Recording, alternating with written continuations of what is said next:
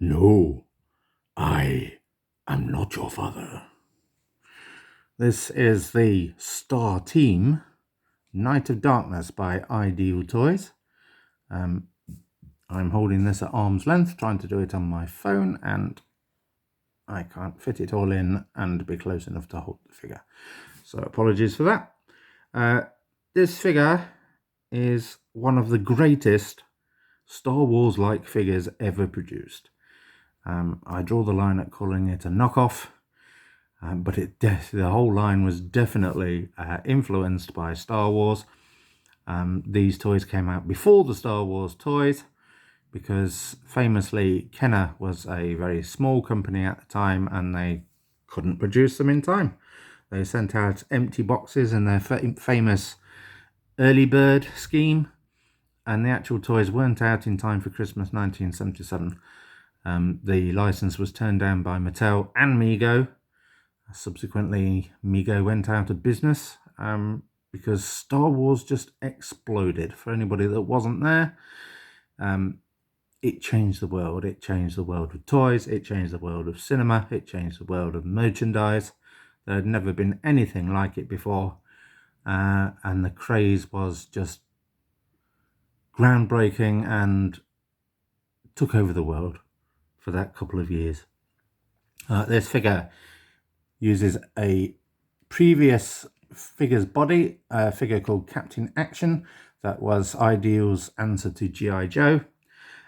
Captain Action was a action figure which had dress-up sets a bit like G.I. Joe, except the dress-up sets were for comic characters and pop culture characters such as Batman, Spider-Man, Superman, the Lone Ranger, Flash Gordon, stuff like that.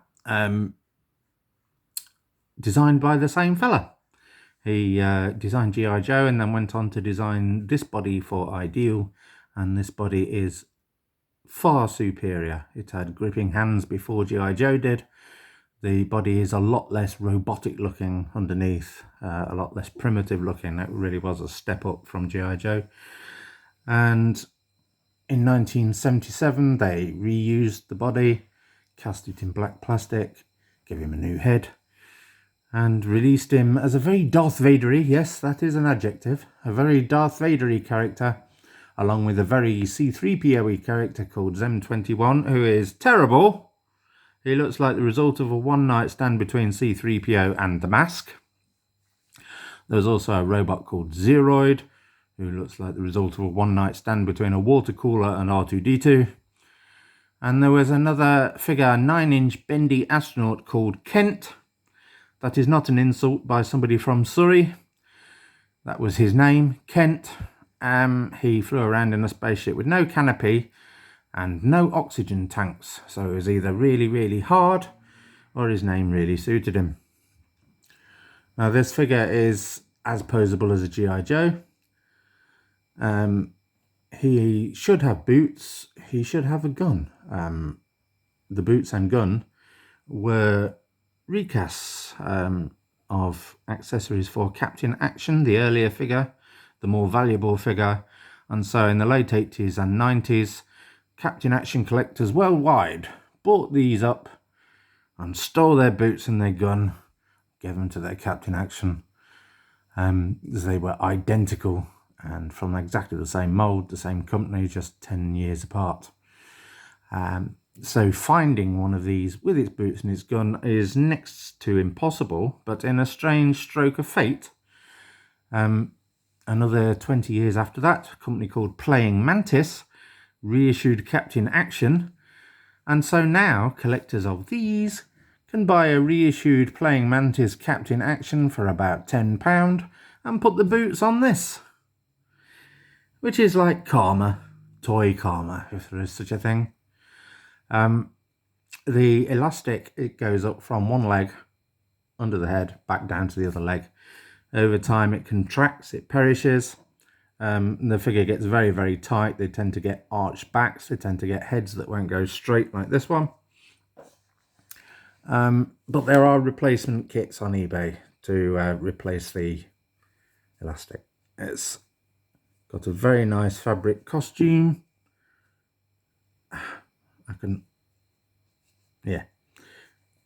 but it's a very, very nice figure. It's one of the classics, actually. One of my all-time favourite figures. There's just something about it. It captures that time. I mean, if you were around in 1977, 1978, the whole world went Star Wars crazy. I remember the Spider-Woman cartoon had an episode with a very Darth Vader-y villain in it. I remember Darth Vader-like characters suddenly appearing. Mego's Baron Karza in their Micronauts line immediately springing to mind. The influence of Star Wars was huge. And this was one of the first, before even the Star Wars toys hit.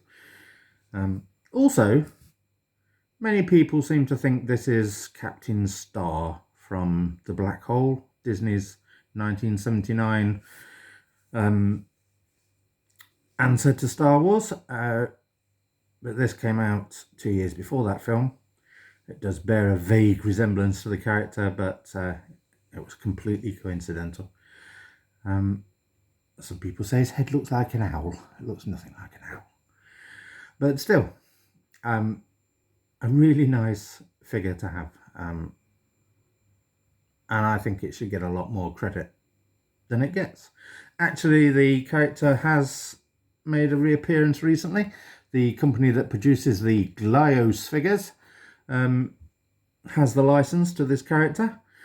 They also have a license to RoboForce and have combined the two. So there are now Glyos, I think they're about 2 inches tall figures, of RoboForce with the Knight of Darkness as the villain for RoboForce. So he's back. Dun dun dun, he's back. Anyway, highly recommended. Very cool. Very well made. Quite light, actually. Quite light. But a figure that deserves a lot more respect than it gets, in my humble opinion. This chap became the villain for a lot of people's toy collections, including mine. So thanks, and leave comments if you wish.